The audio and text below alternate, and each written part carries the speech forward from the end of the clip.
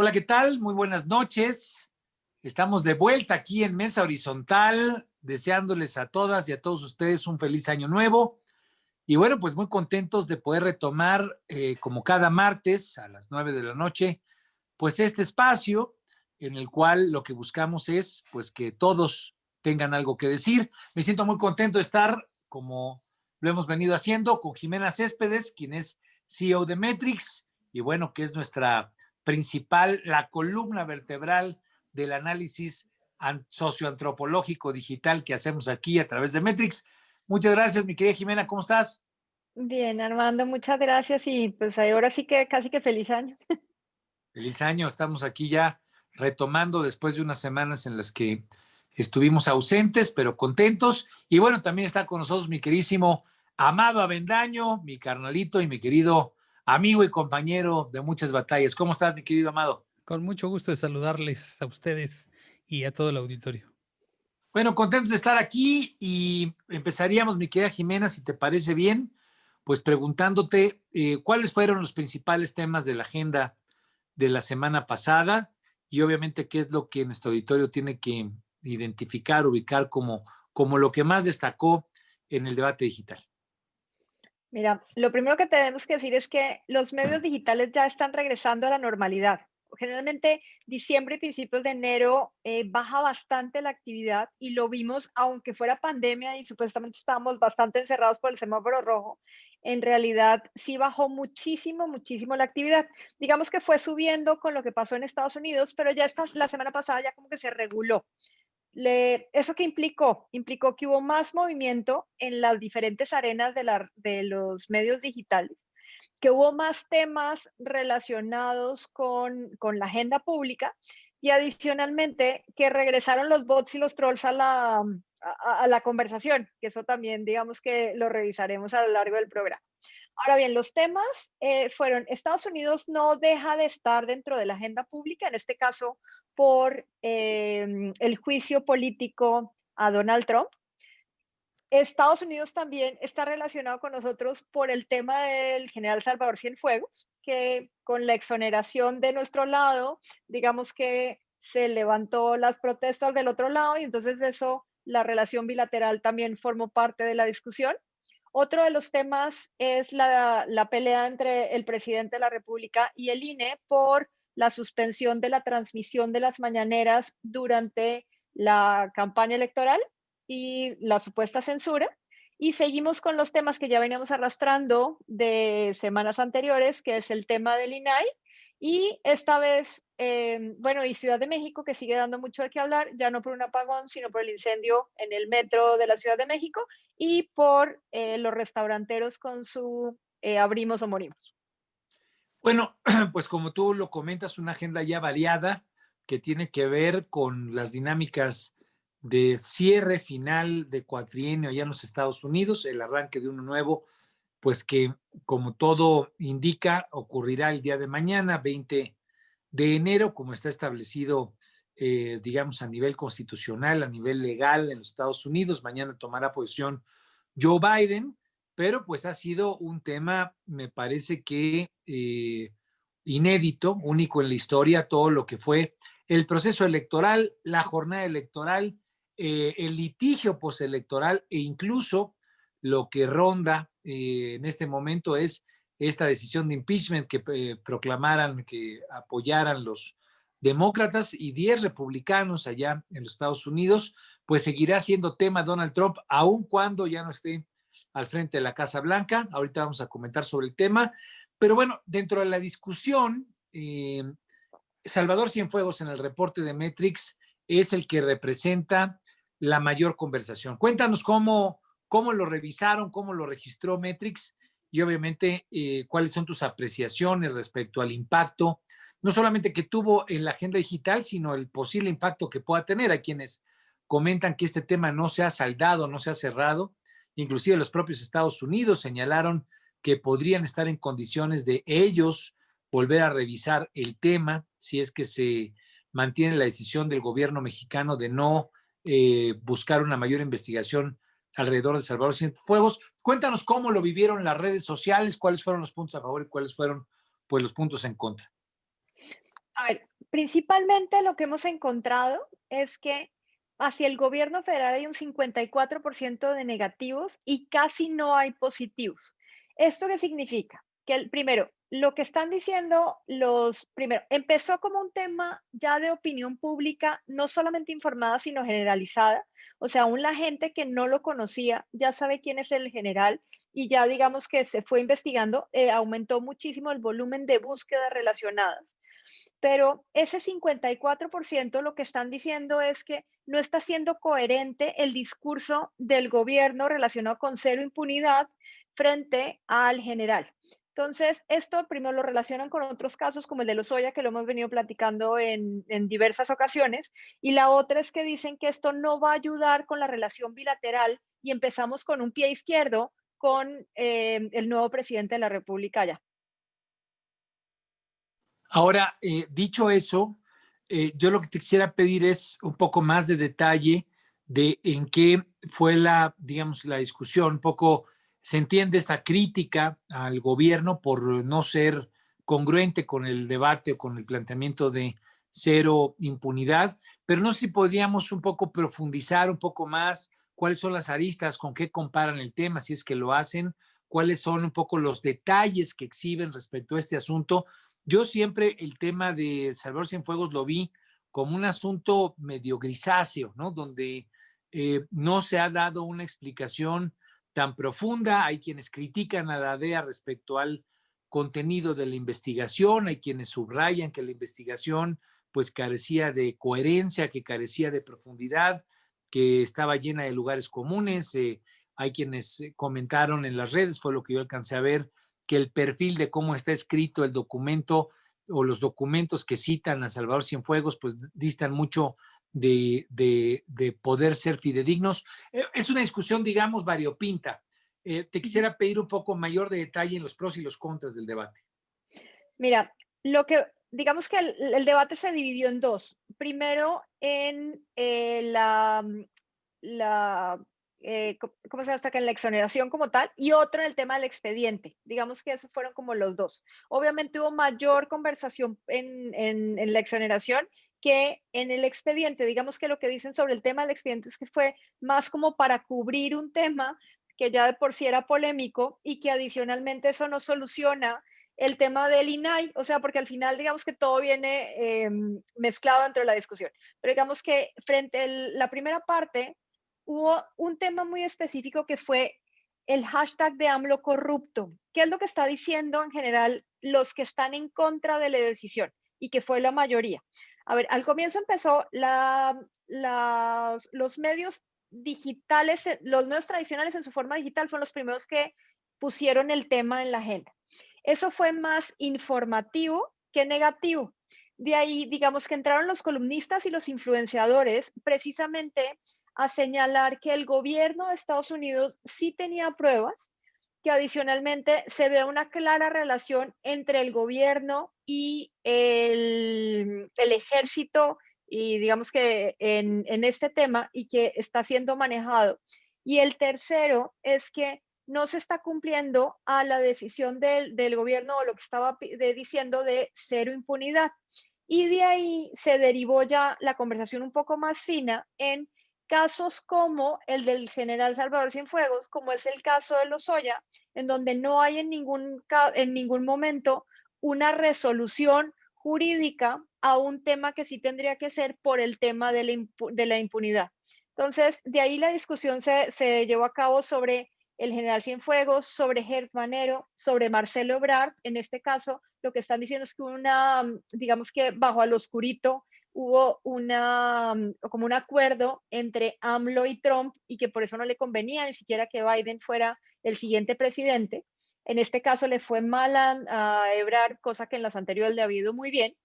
Y de ahí ya se derivó en el expediente y también fue negativo, incluso fue más negativo que la propia resolución, en donde lo que están diciendo los medios digitales en general es que primero esto no solventa el caso, segundo, ya los más entendidos comenzaron a criticar como tal el expediente, y el tercero lo que dicen es que eso no va a solucionar, el hecho de que abran expedientes no va a solucionar que eliminen la INAI.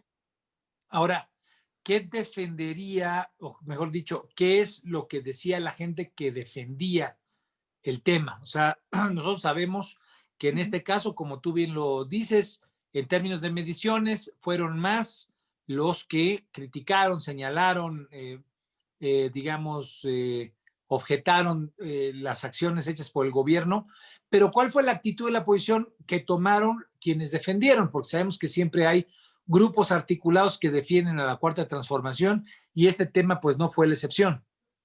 No, los que dicen están, hay dos temas principales. La primera es que no había suficientes pruebas y que eso lo dice el expediente. Y la segunda es un tema de nacionalismo, que tendríamos que juzgar a nuestros propios nacionales y es lo que estamos haciendo con la bueno, con la repatriación de casos como el del general.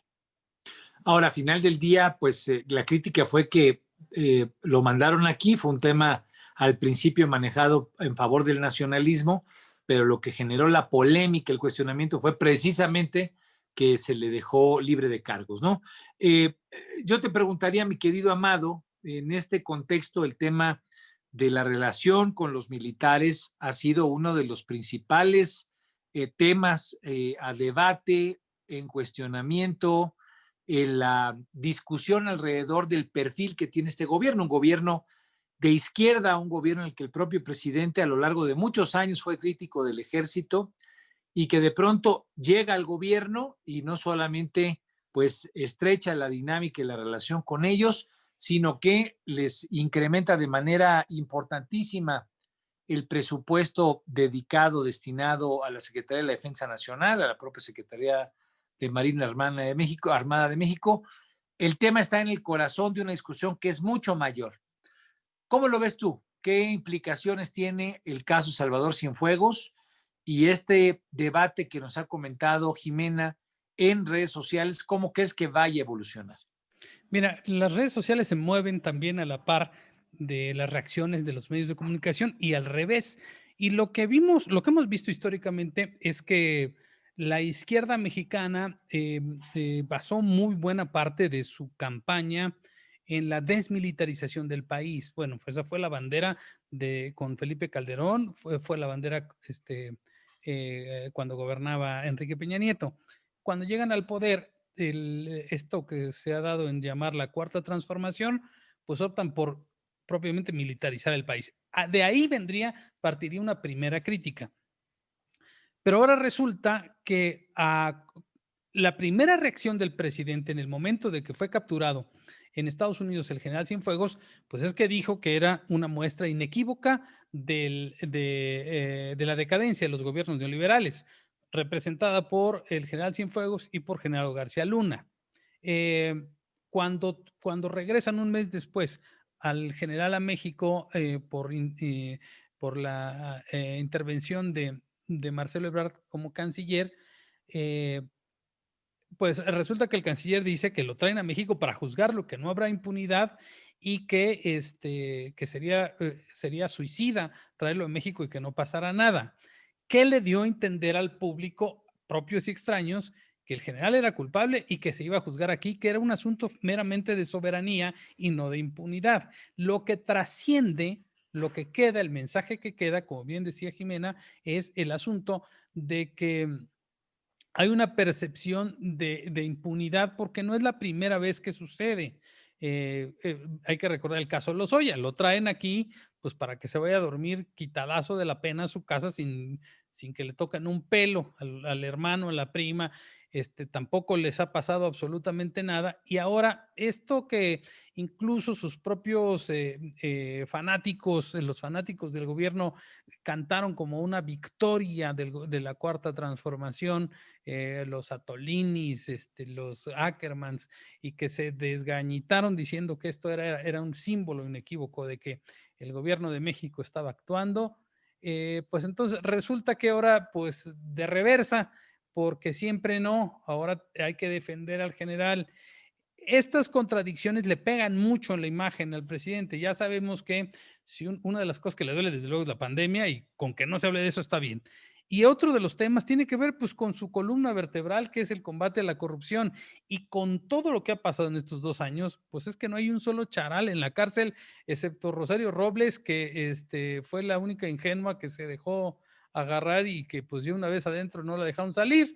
Pero los demás, la verdad, es que están quitadazos de la pena. Y eso me parece que es lo que él mantiene en un 66% de los negativos de la conversación en redes, porque pues obviamente no hay manera de defender este doble discurso. El problema no es que el general sea o no inocente o que el expediente haya estado flojo. El asunto es que generaron una expectativa de justicia. Aquí justicia significa no que lo liberen, sino que lo metan al bote. Y entonces eso no pasó. Aquí hacer justicia no es te dejamos libre.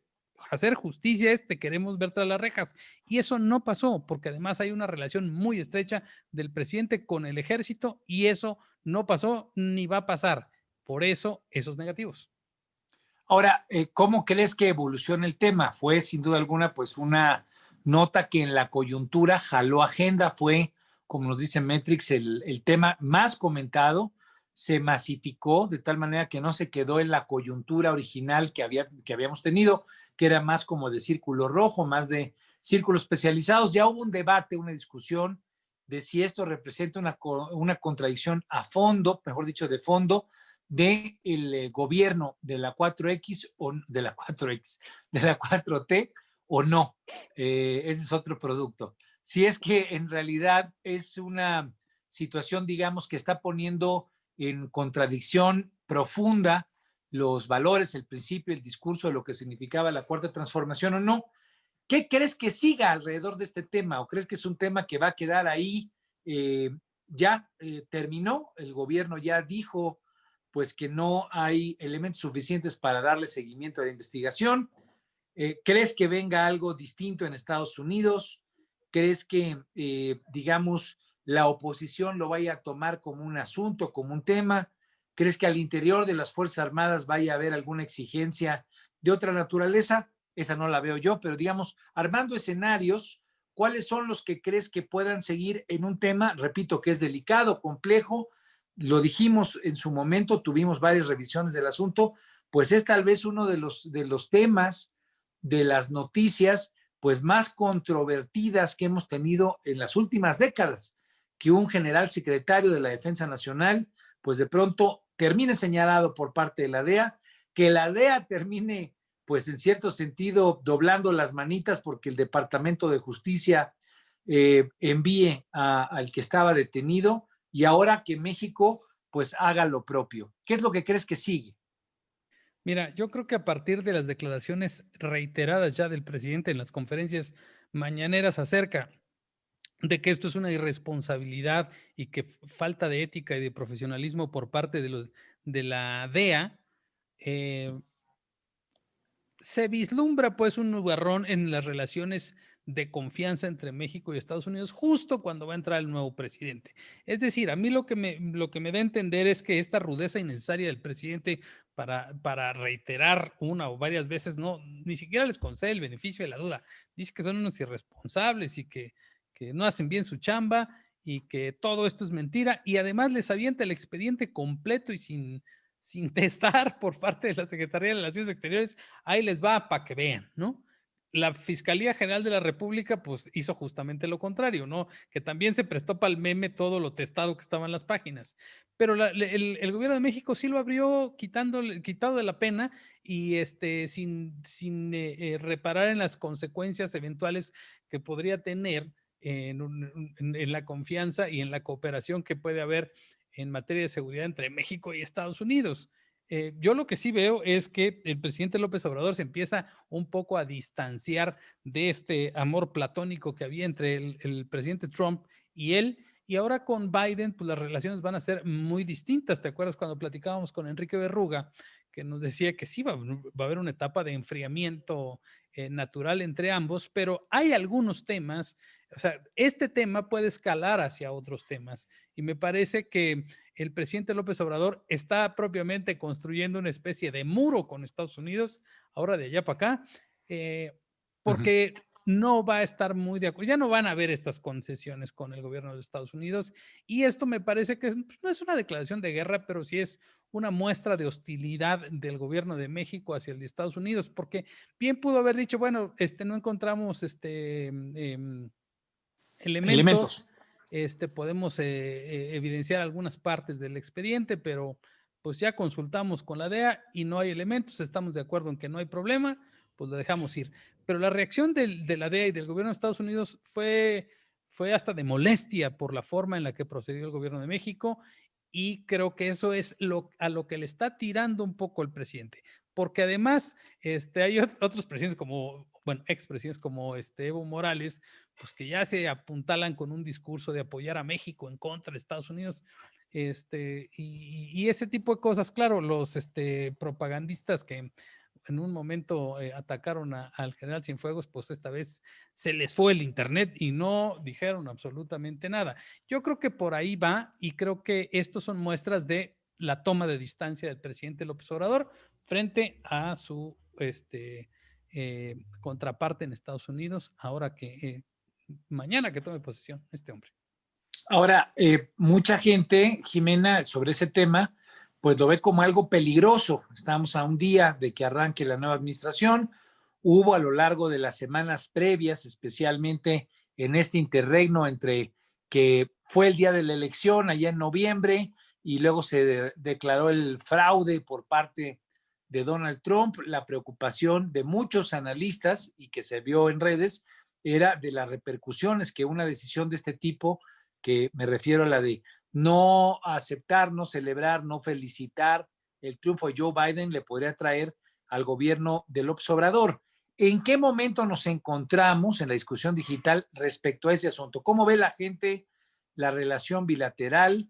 Está el tema del impeachment, sigue presente y seguirá presente Donald Trump en el debate digital, en el debate nacional, en el debate internacional, pues porque hoy los demócratas están esperando hacerle un segundo impeachment, algo que no ha ocurrido pues nunca ha habido un presidente que tenga dos juicios de esa naturaleza. Trump será el primero.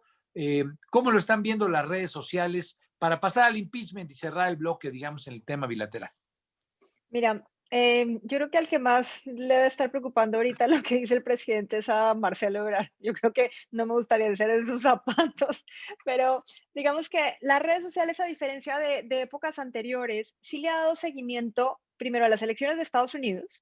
Segundo, se las dio desde el punto de vista, como tú comentabas, de que no le convenía al presidente, ni siquiera era si le convenía a México, no, era si le convenía al presidente de la República que no fuera Trump el elegido, sino que hubiera sido Biden. Entonces, digamos que ya desde ahí la discusión se vuelve un presidente contra otro presidente, así lo han tomado las redes sociales. De ahí el hecho de que no lo hubiera felicitado y efectivamente que dijeran igual los medios que eso no era lo correcto, o sea, que incluso el presidente de la Unión Soviética lo felicitó antes que nosotros. Eso, digamos que siguió parte de la discusión. Cuando fue la toma del Capitolio en Estados Unidos y las declaraciones del presidente, lo que comenzó a verse, y eso salieron varios memes relacionados con lo que decía el presidente de prácticamente, no era que apoyara el tema, pero sí era como él hubiera hecho lo mismo en el caso en donde perdiera, y eso digamos que lo relacionaron con las elecciones del 2021, de que era lo que podría llegar a pasar. Y ahora las declaraciones que puso sobre la mesa relacionados con la DEA, ya no solamente lo están poniendo como un tema de opinión pública informada, sino que se llevó a cabo mucha de la discusión dentro de Facebook. Esto significa que a la opinión pública en general sí le está importando. ¿Y cuáles son como las dos líneas que tienen? Uno, relacionado con la cercanía del presidente con Donald Trump y lo que está pasando en Estados Unidos y que puede llegar a pasar en México. La otra, la relación que o más bien, las declaraciones que está haciendo el presidente, que eso nos acerca más a ser un Venezuela. O sea, últimamente se aumentó el volumen de memes y de mensajes relacionados con una posible dictadura, y la otra, obviamente, el rompimiento con Estados Unidos, y que esto podría llevar mayores conflictos relacionados con el tema de inversión extranjera. Entonces volvió a salir a la luz pública los temas como el de Constellation Brand y que no siguió, el tema de energías renovables, el tema de minerías, el tema de trenes y las demás cosas que pueden estar ahorita afectando la relación. Empiezan, digamos, a remarcar las distancias, las líneas de diferencia entre el gobierno de López Obrador y el de Biden también, o el que será de Biden, en la conversación digital. Es decir, hay la proyección de que este gobierno sea un gobierno ausente, alejado, no cercano a Joe Biden, o la gente empieza a recomendar, a sugerir que haya acercamiento. Es algo que sería bueno tener claro un poco de cómo está pulsando la gente, cuál es el tipo de recomendación social que encontramos en las redes en este momento. Ahorita no hay como una recomendación como tal, más bien hay una crítica directa al presidente, primero por no reconocer, segundo por el discurso que tiene en contra de los Estados Unidos y tercero por o sea, su reiterada cercanía con Trump en momentos en donde se ha visto las consecuencias de tener a Trump de amigo. Digamos que esa es como la primera parte. Y la siguiente ya más bien es las posibles consecuencias hacia México de no tener una buena cercanía con México, con Estados Ok, Unidos. con Estados Unidos. Tú, mi querido Amado, ¿cómo lo ves? Porque a final del día, pues hay esta historia narrativa paralela. Mucha gente, especialmente ahora en el contexto electoral, la quiere subrayar. Me llamó mucho la atención los memes que celebraban a Felipe Calderón como un hombre de Estado porque está invitado a la toma de posición de Joe Biden, como que aquí hacemos una copia región 4 de la grilla de allá de Estados Unidos y en cierto sentido queremos un poco pensar o plantear que hay paralelismos que identifican de manera directa a un gobierno con otro. ¿Tú cómo lo ves? Yo, sinceramente, a mí me parece a veces medio absurdo ese tipo de paralelismos, pero hay mucha gente que los cree y hay gente que ahora piensa que estando Joe Biden en la presidencia estadounidense, pues eso será un relanzamiento, no solamente de Felipe Calderón, sino de lo que él digitalmente representa, que es pues esta coalición, aunque él no está metido, pues, pero a final de cuentas él es un vocero del antagonismo a López Obrador. Hay una nueva coalición, esta de Va por México, PRI, PAN, PRD. ¿Tú crees que esta ascensión de Joe Biden vaya a ser útil en la narrativa para los detractores del López Obrador? Sí, desde luego que sí, o sea, no van a perder la oportunidad de que cualquier cosa que haga Biden se vayan sobre el presidente López Obrador, sobre todo porque, pues, de hecho, ya algunos de ellos han comenzado a augurar que la relación entre Biden y López Obrador no va a ser tan buena en virtud de que van a empezar a hacer algunas exigencias clave sobre todo en algunos capítulos del Tratado de Libre Comercio, del TEMEC. Eh, el paralelismo tiene que ver mucho por los usos y las formas de ser más bien de Trump y de López Obrador. Eran dos personajes parecidos en su carácter, en su forma de ser, populistas, voluntariosos, caprichosos, ¿no? Y rompiendo muchas reglas. Por eso López Obrador salió tanto en defensa de Trump cuando le quitaron sus redes sociales. No porque se los vayan a quitar a él, sino porque él piensa de la misma manera que Trump. Y en este sentido, yo sí creo que van a tratar de aprovechar esto. El problema es que yo creo que no es que le vaya a ir bien o mal, es que van a haber exigencias y es que es una forma de ser muy distinta de este nuevo gobierno y no creo que nos vaya a ir bien como país, pero tampoco le va a ir muy bien al presidente López Obrador con este tipo de gobierno, porque es un gobierno que no le va a hacer eco. Y por otro lado, yo veo que ese paralelismo se alimentó bastante, incluso en memes y en el jugueteo de las redes con el asunto de que Trump no reconoció la derrota y amagó pues con impugnar la elección y trató de desestabilizar con el llamado a la intervención en el Capitolio.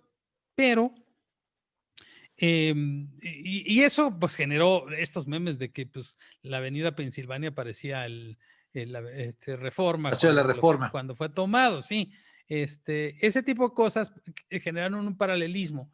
Yo creo que la discusión, no solo en redes, sino también en los medios, está agarrándose de las opciones que haya, porque la verdad es que el discurso del presidente López Obrador es muy potente, porque tiene una tribuna muy grande y él marca la agenda, propiamente marca la agenda, y creo que la oposición no ha tenido la virtud de colocar temas. Veíamos ayer, por ejemplo, que ya salió Ricardo Anaya a tratar de posicionarse como, yo diría, el nuevo López Obrador, ¿no? Ahora voy a recorrer el país desde ahorita y quiero ser presidente. O sea, está retomando lo mismo que hizo López Obrador. O sea, se está tratando de convertir en AMLO ahora, ¿no? Y ir sobre el gobierno de López Obrador. Es decir, sigue el presidente marcando la agenda y en ese sentido es como se da ese paralelismo con Trump que termina en esto. Vamos a ver cómo se comporta. Eso me llama mucho la atención, cómo se va a comportar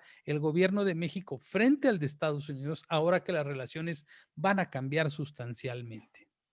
Ahora, en esa condición, mi única pregunta que me quedaría es, López Obrador ha demostrado ser un actor pues muy pragmático en términos de su capacidad de recomponer, de tejer alianzas.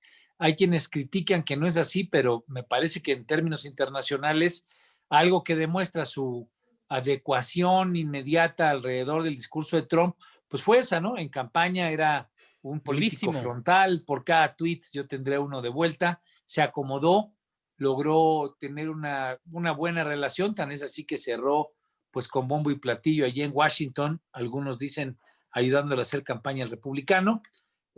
¿Crees que tenga la misma habilidad, la misma capacidad pues para reposicionarse con los demócratas? Mira, López Obrador es un camaleón político, o sea, puede adaptarse a cualquier circunstancia. Lo que ayer era el diablo, al día siguiente, en la misma conferencia de prensa puede decir dos cosas distintas y su gente se la cree, ¿no? Puede decir que está a favor un día y el otro día en contra del general y no pasa nada, o se lo critica toda la oposición. Pero él, en estos términos, pues ya empezó a decir que va a tener una buena relación con Biden. Para eso tiene allá Marcelo, que se sabe mover como pez en las relaciones diplomáticas, y va a tratar de tener una relación que le convenga políticamente a él frente a su público. No es un asunto de que si me interesa la relación bilateral con Estados Unidos, claro que nos interesa por el tamaño de la relación comercial que hay, pero de ahí a que lo que condiciona más bien la relación entre México y Estados Unidos, pues tiene que ver con la agenda política del presidente. Si al presidente le conviene ser amigo de Biden, va a ser más amigo de Biden que lo que fue con Trump. Y si no le conviene frente a su público, pues va a declarar que es es el padre del neoliberalismo y que de ahí vienen todos nuestros males, bueno, va a hacer lo que le convenga propiamente, dependiendo de cómo se mueva el panorama. Creo que en eso no tiene problema porque lo ha hecho toda la vida. Si le gusta una cosa, la agarra y si no le gusta, la tira y sigue como si siempre hubiera dicho lo mismo, aunque diga dos cosas diferentes. Ahora, es importante, y para pasar al otro tema, que es el de los organismos autónomos, e incluso llevarlo hasta esta discusión que ha habido entre el Instituto Nacional Electoral, como encargado de las elecciones, y el propio presidente López Obrador. Tú mencionabas, Amado, entre otras cosas, los acuerdos internacionales. Uno de los temas que está en materia internacional claramente asentado en el nuevo TEMEC es, por ejemplo, el Instituto Federal de Telecomunicaciones. Sabemos, y así lo registró Metrix, que utilizando como ejemplo al INAI, por costoso, por ineficiente o digamos por tardado, más bien fue lo que dijo López Obrador, que se tarda casi 30 días en entregarte una solicitud de acceso a la información y de transparencia. Se le fue duro a los organismos autónomos. Ya planteado, tuvo esta reunión el lunes de la semana pasada para plantearle a su gabinete áreas de oportunidad para desaparecer a estos institutos autónomos y para, pues al mismo tiempo, generar ahorros y poder hacer más con menos, por así decirlo. Él decía, la Secretaría de la Función Pública puede hacer estos temas y así cuestiones de ese tipo. es cierto que el presidente López Obrador tiene pues mucha capacidad de adecuarse a las circunstancias y genera un discurso político que le sea pues positivo frente a su auditorio y que le permita adecuarse a la realidad. Hemos comentado o he comentado estos temas del IFT que a final del día pues son parte de la realidad que es difícil de mover. El discurso se puede decir lo que sea, pero al final del día el IFT es parte de un acuerdo comercial internacional difícil de moverse. ¿Qué crees que siga en materia de los, digamos, de estas instituciones autónomas? Jimena, cuéntanos cómo estuvo el debate, puntos a favor y puntos en contra, y en esa perspectiva, dado que el presidente López Obrador ya lo planteó como un tema de agenda donde dice que va a meter una iniciativa, etcétera, ¿qué es lo que la conversación nos está permitiendo prever? Esta Micrófono. conversación viene desde antes, o sea, empezó desde el tema del banco, bueno, empezó prácticamente con los fideicomisos, en donde lo que hicieron fue criticarle que estuviera desapareciendo acciones de organismos y de sexenios anteriores que eran útiles para la sociedad en general. De ahí pasó la discusión del tema del Banco de México, que no pasó en la legislatura anterior y que pues, supuestamente está para esta legislatura. Y a partir de ahí describieron los medios tradicionales y que fue permeando en opinión pública, por lo menos informada de que eran organismos autónomos. Y de ahí salieron cuáles eran en general y la gente como que comenzó un poco a entender para qué servía cada uno de los organismos autónomos. Tal vez el único que tenía la opinión pública como muy presente era el del INE, porque digamos que esa discusión viene desde hace muchísimo tiempo, entonces la gente en general sabe qué es el INE y para qué sirve. El INAI, en ese momento, digamos que el IFT y el INAI, que son los dos que están en principio en mayor riesgo, la gente no sabe qué es el IFT, sin embargo, sí fue una discusión muy de círculo informado de la semana pasada, en la que se mencionó primero lo que los tratados internacionales, pero sobre todo de ahí se jaló hacia el INAI, que fue cuando empezó la discusión esta semana. Entonces, ahí sí, los medios digitales ya permearon y lo que están diciendo es primero que habría una violación a la Constitución, digamos que esa es la primera. La siguiente, que estos organismos forman parte de la posibilidad de tener transparencia con el tema del INAI y la otra con el hecho de tener una desconcentración del poder, que para eso sirven los organismos autónomos, y que el hecho de eliminarlos implicaría comenzar a formar la dictadura, una dictadura, o sea, que México fuera una dictadura. Incluso ya hay gente que está diciendo que a partir del 2022 ya vamos a comenzar a ser dictadura. O sea, esos fueron parte de los mensajes que se permearon dentro de los medios digitales, sea o no el tema. Pero digamos que la gente ya lo fue llevando más bien a un vamos a hacer Venezuela por el hecho de quitar organismos autónomos, más que la discusión real de qué implicaría para el país hacerlo. Ahora, y es ahí donde te pregunto, tú ya lo comentaste, digamos, organismos como el IFT son nuevos, es muy especializado, estamos hablando de un tema técnico, tecnológico, ¿no?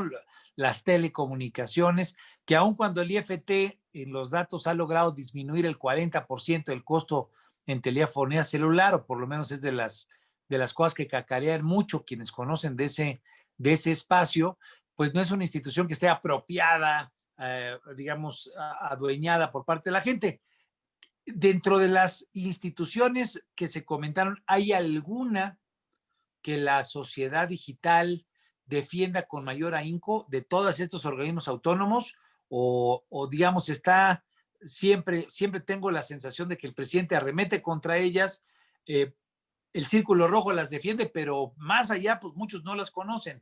¿Alguna en especial que habría que destacar de los organismos autónomos que sea defendida por parte del Círculo Verde en materia digital? Sí, el INE. Digamos que el INE es la que todos conocen y la que la gente defiende que sí tendría que continuar. Pero no así el INAI.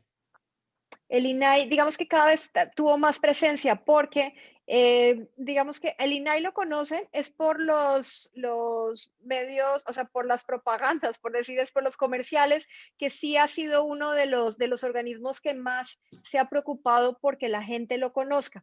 Y acuérdate que por el tema de protección de datos, sobre todo, y esto viene desde las páginas de Internet, de que tendrían que tener una declaración de que no podían tener tus datos en los teléfonos celulares. Entonces la gente sí conoce al INAI, a diferencia de los otros organismos autónomos. Y entonces ahorita sí se está hablando más de un tema de transparencia porque la gente sí sabe que cuando lo llaman del banco y tienen los datos del banco, puede perfectamente llamar al INAI. Claro. Y en esa contestación que nos da Jimena Amado, donde ella refleja de manera inmediata o como algo más sentido, es al Instituto Nacional Electoral, pues el dato que trae Metrix me parece que es un dato que hay que ver con filigrana, con mucha puntualidad, que es esta crítica que le hace el presidente López Obrador al Instituto Nacional Electoral, quien le solicita pues disminuir la presencia mediática que tienen las mañaneras, precisamente para no tener o no provocar un sesgo electoral. El presidente pues en las mañaneras ha sido crítico directo pues, al PRI, al PAN, al PRD, que configuraron esta coalición, esta alianza en varios municipios, en varios distritos federales. Ha sido crítico al señalar desde hace tiempo que esto era parte de un bloque opositor amplio. ¿Tú cómo crees que termine esta discusión, Amado? No es una discusión menor, es una discusión en la que el INE, pues por sus propias facultades autónomas, pues le pega directo a uno de los centros neurálgicos de la capacidad de gobernabilidad, de la capacidad de gobierno que tiene López Obrador, que es la mañanera. Con todo lo que a unos les gusta y a otros muchos les disgusta, pues Winston Churchill decía, gobernar es comunicar, y sin duda alguna en esta etapa de la hiperconectividad, de la condición horizontal de la participación digital, pues el presidente López Obrador es uno de los genios en el tema a nivel internacional. Pero el INE le dice que le pare por un rato. Es decir, le está diciendo que pare su gobierno en cierto sentido. ¿Qué opinas? ¿En qué crees que vaya a acabar este tema? Bueno, las mañaneras, todos lo sabemos, el primero que lo sabe es el presidente López Obrador, es un instrumento de propaganda, incluso la ley lo establece como tal, el artículo 41, y hay una resolución del Tribunal Electoral que especifica qué cosa es propaganda electoral, todos los logros, lo que el presidente dice en las mañanas, eso es propaganda electoral. Bueno, a partir de eso, el acuerdo que toma el INE de decirle al presidente que no puede hablar de un montón de cosas, pero no de temas electorales durante la mañanera. Eso es lo que le está prohibiendo. ¿Por qué? Pues porque está sesgando el proceso electoral. Básicamente, el presidente no actúa de manera ética, está aprovechando su posición para posicionar los logros de su gobierno, al que él le llama cuarta transformación y el que está estrechamente vinculado a su partido. Los tiempos del PRI de aquellos años, ¿no? Pero me parece que esta discusión que ha metido el presidente de ir contra los autónomos, el IFT, el INAI, el INE, tiene que ver con una discusión que en cierto sentido sí le irrita. Él sabe que es muy complicado tumbar al INE, muy complicado tumbar al INAI e incluso al IFT, pues porque tendría costos muy altos para su gobierno. Hay gente de su propia gente que no está de acuerdo. Bueno, ya vimos un posicionamiento por ahí hasta de Carmen Aristegui, a quien le han atribuido mucha cercanía con él, estar absolutamente en contra de que vaya con los órganos autónomos. Muchos de los que defendían, hay muchísimos videos de la gente que están muy cerca de él, que defendió la autonomía de las instituciones y ahora resulta que estaría volteándole la bandera. Me parece que por eso la discusión es para tratar de que no se hable de otros temas. Vamos a dedicarnos a defender al INE, al INAI, al IFT, y entonces ya dejamos otro flanco descubierto en donde yo sí pueda operar políticamente. Además, al final, como presidente de la República, yo les concedo esa. soy un hombre tan generoso que les voy a dar chance de no acabar con estas instituciones autónomas, nomás para que vean lo generoso y lo bondadoso que soy con ustedes, ¿eh? Después de lo mal que se han portado conmigo. Esa forma de ser el presidente, de hacer morder el anzuelo a tanta gente, yo dudo mucho, la verdad, que tenga la capacidad de acabar con los organismos autónomos. Es muy complicado. Es una guerra en la que saldría perdiendo, a lo mejor gana, pero gana muy poco y perdería más de lo que gana. Y en ese sentido, pues, la discusión está por otro lado, pues. Por eso Lorenzo Córdoba sale a decir, otra vez con lo mismo, o sea, su actitud de, no le estamos diciendo que se calle, no es conmigo, le responde casi igual, ¿no?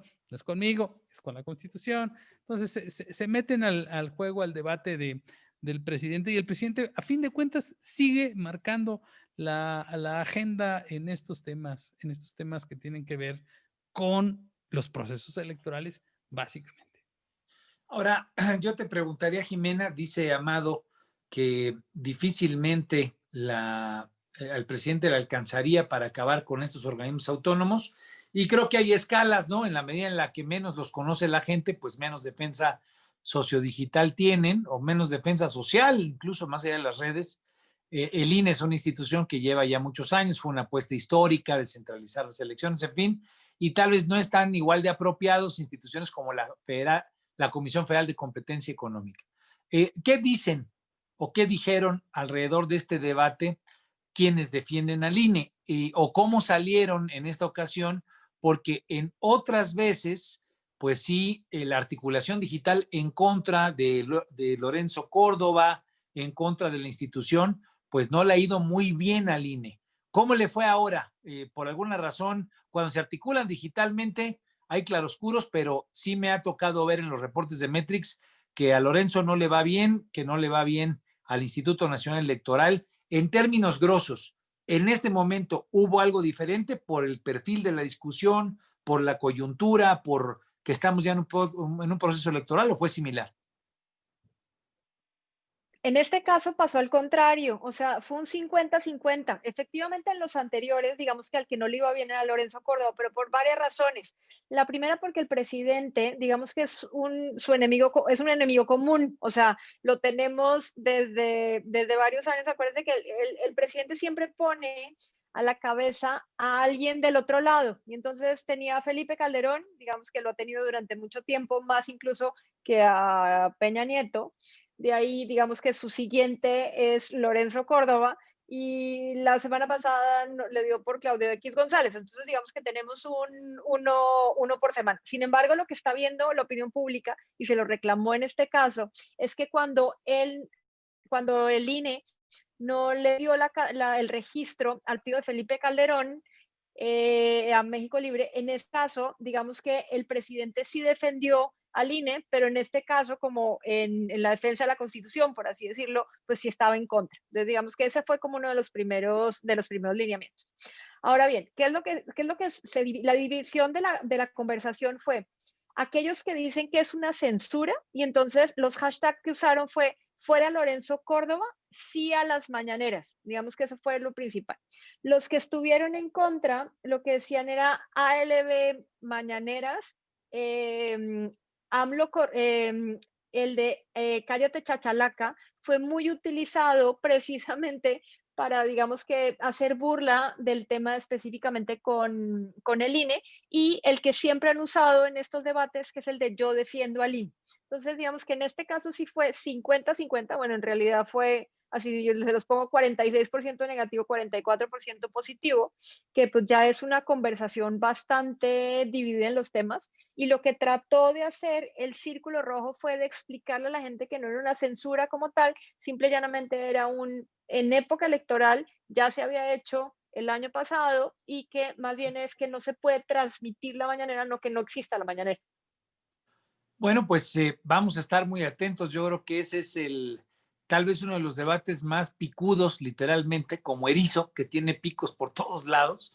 Al final del día es un tema central para el presidente, para la oposición, para el equilibrio que se tenga que tener en el proceso electoral, y al final del día, para el prestigio que pueda mantener o no la institución electoral. Pero bueno, vamos a estar muy atentos. Ya estamos a punto de terminar, digamos, este segmento, esta ocasión de estar reunidos, pero a mí me llamó mucho la atención la movilización. Dos cosas pasaron en la Ciudad de México: el tema de los restauranteros, tú ya lo comentaste, este hashtag de si cerramos morimos, donde incluso amigos personales muy cercanos pues agarraron la batuta, lideraron el proceso y bueno, pues demostraron cómo esta nueva forma de articularse, organizarse, comunicarse, informarse que tiene la sociedad horizontal, pues logró, digamos, tener un nuevo tipo de acuerdo al que planteaba la autoridad. Y por otro, pues la difusión de la información alrededor del incendio del metro. Dos temas que ocurrieron la semana pasada en la Ciudad de México, pero destacaría sobre todo de la movilización de los restauranteros. Antes de que nos detalles, Jimena, cómo estuvo el debate en redes, cómo viste la articulación, ¿cuáles son tus impresiones, mi querido Amado? Pues al parecer el gobierno de la Ciudad de México tuvo que recular porque ya les había planteado que no iban a abrir, tuvieron que pues ceder y se manifiesta o queda en evidencia la capacidad de organización que hoy tiene la sociedad. Danos tus impresiones sobre ese tema que estuvo pues muy latente y que a mucha gente le preocupa porque sin duda alguna varios cientos de miles de meseros, de ballet parkings, de chefs, de asistentes, en fin, obviamente los dueños, pero pues hay una articulación muy importante alrededor de los restaurantes de la Ciudad de México y en el país, de una buena cantidad del empleo que hoy está muy lastimado. ¿Cómo lo sentiste el tema? Pues mira, fíjate que lo que yo vi es este estire y afloje con la jefa de gobierno que literalmente se la ha pasado literalmente de bombera, apagando fuegos, incluidos el del metro. Pero este tema de los restauranteros fue muy sensible porque va mucho más allá de de lo que hemos visto, de que la gente, de que es de hablar de los de arriba. Es una inmensa cantidad de gente que depende de esos empleos. No solo, como bien decías tú, no solo el restaurantero. El restaurantero cierra su restaurante, se queda con las mesas, con los edificios, o si es rentado lo deja y se le acabó el problema. El asunto es todas las familias que en torno a esto están quedándose sin ingresos, por un lado, y por otro, vemos cosas que no se compensan. Por ejemplo, el principal reclamo era por qué al comercio informal se le permite cualquier cosa y el comercio informal no. Y aquí me estás cerrando a los restaurantes donde las medidas de seguridad son las más altas que hay, mientras no solo en el transporte público, ahora con que se tronaron las líneas del metro, en el comercio informal y en muchas otras actividades que les tiene sin cuidado, pues ahí la autoridad no interviene, pero sí tiene ahogado a una fuente de ingresos que es fundamental. Y ahí me parece que no le quedó, literalmente no le quedó de otra a la jefa de gobierno más que abrirles el espacio a estos empresarios, escuchar sus razones y aún con estas circunstancias tan delicadas de salud, ellos pues les demostraron que no son propiamente el principal foco de contagio de esto, sino las fiestas clandestinas o la falta de cuidado que tiene muchísima gente en las cuestiones sanitarias, ¿no? Bueno, pues dicho lo que acaba de comentar Amado, yo te preguntaría, en efecto, pues a final de cuentas recularon las autoridades, la sociedad organizada pues logró pues sentarlos a la mesa y después hacer que se dieran en varios de los planteamientos que tenían. Pero yo creo que el tema es un tema importante y de fondo, porque lo que demuestra es qué tanto ya hay pues focos rojos en términos de sensibilidad económica, de impaciencia de parte de la sociedad. A final del día, los restauranteros apoyaron muy bien durante muchos meses, pagaron a sus empleados, pagaron las rentas de sus locales, pero de repente dicen ya basta, no se puede más, si cerramos morimos. ¿Cómo funcionó la discusión? Puntos a favor y puntos en contra, Jimena, pero ¿qué tanto apropiamiento más allá de restauranteros hizo la sociedad de este tema como un tema pues ya de movilización y activismo frente a las decisiones de gobierno en materia sanitaria? Mira, lo que se ha visto y que no pasa con el gobierno federal, al gobierno local de la Ciudad de México sí le importa, o por lo menos sí tiene muchísimo más interés en lo que pasa en los medios digitales cuando hay un activismo social. O sea, eso lo hemos visto en temas de mujeres, por ejemplo, en temas de salud. O sea, eso como que sí hay un poco más o sea, sí Oídos. se apropia de oídos de pronto, sí, en estos casos que no pasa, digamos que un poco más arriba. Lo que sí hubo desde diciembre, comenzó a salir en los medios digitales cada vez más la movilización literalmente de personas en temas, en los tianguis, en las calles, por ejemplo, para el 6 de enero, para Reyes, o sea, entonces ya venía llenándose ese vacío de información en donde la gente decía, pero ¿por qué hay tantos contagios si supuestamente estamos encerrados? Se evidenció lo que estaba pasando realmente en las calles de la Ciudad de México. Entonces ya venía, digamos que con un hándicap menor la jefe de gobierno, porque ya no podía, o sea, porque entonces lo que se está demostrando es que la misma gente está saliendo y pues que eso, o sea, y que eso no está siendo posible detenerlos. Ya, cuando llegaron al semáforo rojo y que llevamos siempre es una semana más y es una semana más y es una semana más lo que pasó con el apagón, más el metro, digamos que ya fue, más bien comenzó a salir en medios digitales ya el problema que tiene la gente para transportarse, que tiene que seguir trabajando y sobre todo que tiene que comer. Entonces, cuando salieron los restauranteros a una campaña bien establecida a través de los medios digitales y sobre todo con un hashtag, fíjense que lo más importante es que sea un mensaje muy claro, entonces si cerramos morimos. O sea, entonces eso en el consciente colectivo, digamos que le quedó muy claro la gente qué era lo que tenía que perseguir y cuáles eran los mensajes claves que había. Con el antecedente de que efectivamente todo está abierto y todo el mundo estaba saliendo y los restauranteros dijeron lo que señaló Amado de, pues tenemos mejores medidas de seguridad que todos los demás y de salubridad, pues eso hizo que aumentara, que la gente estuviera o no de acuerdo, comenzaba a compartir los mensajes de los restauranteros, las fotos, los hashtags, las notas, los comentarios, y entonces eso aumentó muchísimo, sobre todo en la Ciudad de México, obviamente, y en el Estado de México, el volumen de conversación.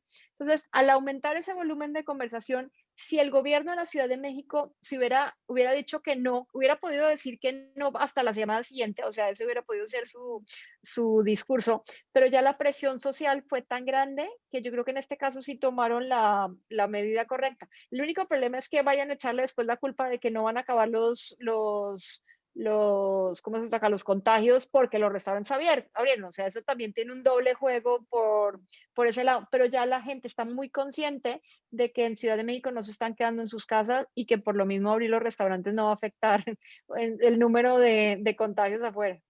Claro que no va a cambiar, pero sí viste tú una articulación pues distinta, nueva, diferente me parece a la que hemos visto porque pasó de la articulación digital a la articulación en tierra seguramente, ¿no? Y sabes qué, la gente tuvo empatía con el tema, porque la gente ya está viendo que sus propios negocios o su propio trabajo está en riesgo o no lo tienen, y entonces pues por lo menos ayudarle a alguien más y a familias, digamos que eso es parte de la solidaridad muy mexicana y se vio en las redes sociales. Claro.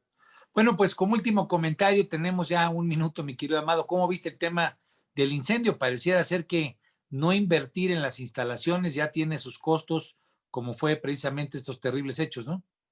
Pues todo es culpa de los gobiernos anteriores y aquí ese discurso no funcionó porque pues todos ellos han sido los gobiernos anteriores. En algún momento iba a reventarse eso y pues para su mala fortuna le tocó a la jefa de gobierno y creo que lo manejó mal sobre todo por la forma de decirlo de Florencia Serranía, de decir yo nomás soy la jefa, yo solo soy la directora. Esas cosas le pegan mucho y la verdad es que ya está bastante vapuleada la jefa de gobierno con estos temas que le revientan por un lado y por otro. Puntos a favor y en contra, Jimena. Efectivamente, digamos que la primera y que además lleva toda la semana, bueno, desde la semana pasada, el tema de la movilidad en Ciudad de México, que por sí es complicada, y de las aglomeraciones que aumentan el contagio de COVID. La otra, efectivamente, lo que comentó Amado, las declaraciones fueron burla absoluta, o sea, creo que fueron los memes que más llenaron las redes sociales durante este tiempo. Y la tercera, que esto viene después de un apagón.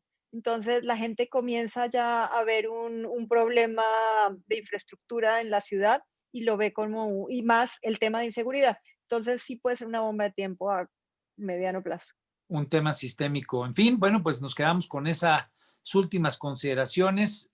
Arranca un año en el que mucha gente pues tiene expectativas, esperanza, buenas esperanzas cifradas, pero con la movilización del 6 de enero parece ser que nos llegó la realidad. Va a seguir siendo un año complejo, complicado. Entonces, pues habrá que estar muy atentos a cómo se da la discusión digital, cómo reaccionan las redes y obviamente cómo la política pues cada vez tiene más que ver precisamente con esa comunicación y organización digital que está teniendo.